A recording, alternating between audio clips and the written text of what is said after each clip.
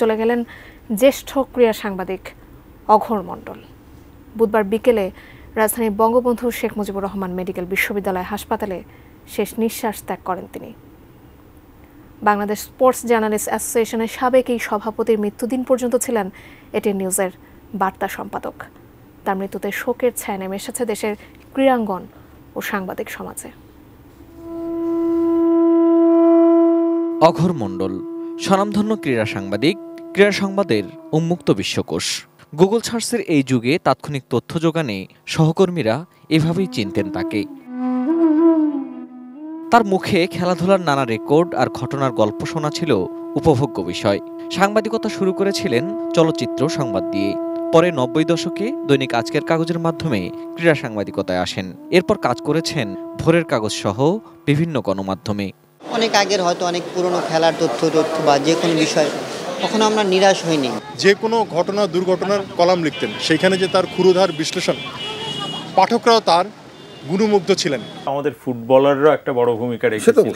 নতুন শতাব্দীর শুরুতে চ্যানেল আই দিয়ে সম্প্রচার মাধ্যমে আসেন অঘোর মণ্ডল, পরে এটিএন নিউজ, এরপর দীপ্ত টিভি হয়ে আবার এটিএন নিউজের ডিজিটাল বিভাগে। এক্সট্রা টাইম ও এক্সট্রা কভার লেখক অঘোর মণ্ডলের উল্লেখযোগ্য সৃষ্টি। দীর্ঘদিন ধরেই কিডনি সমস্যায় ভুগছিলেন। এর মধ্যে ডেঙ্গুতে আক্রান্ত হলে অবস্থার অবনতি হয়।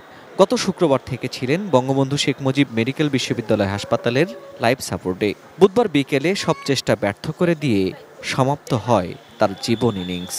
সবার বাবাই সবার কাছে কি থাকে এটা আমার থেকে আপনারা আরো বেশি ভালো জানেন।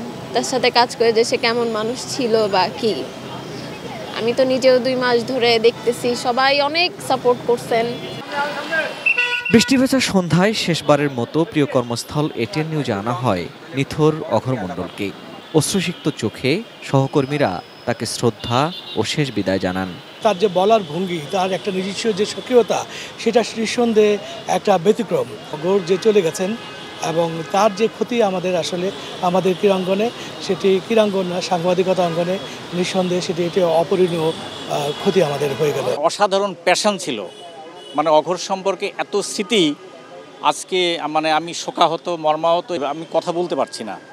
দক্ষ সহকর্মীকে হারিয়ে শোকাহত এটিএন নিউজের নির্বাহী পরিচালক মোহাম্মদ মোশাররফ হোসেন সমবেদনা জানান পরিবারকে। সংবাদ বান্ধব মানুষ, সাংবাদিক বান্ধব মানুষ, সবার সাথে ছোট বড় সবার সাথে মিলেমিশে কাজ করেছেন। আমি কোনো দিন ওনার মুখে কখনো বড় কথা শুনিনি বা উচ্চস্বরে কথা বলতে দেখিনি। পরিবার এবং সপ্তত পরিবারের জন্য আমি আমাদের এটিএন নিউজের তরফ থেকে সমবেদনা জানাচ্ছি। আমরা একজন সহকর্মীকে হারিয়েছি এবং বাংলাদেশ একজন বিশিষ্ট ক্রীড়া সাংবাদিক হারালো। এরপর হ্যান্ডবল স্টেডিয়ামে নেওয়া হয় অঘোর মণ্ডলের মরদেহ।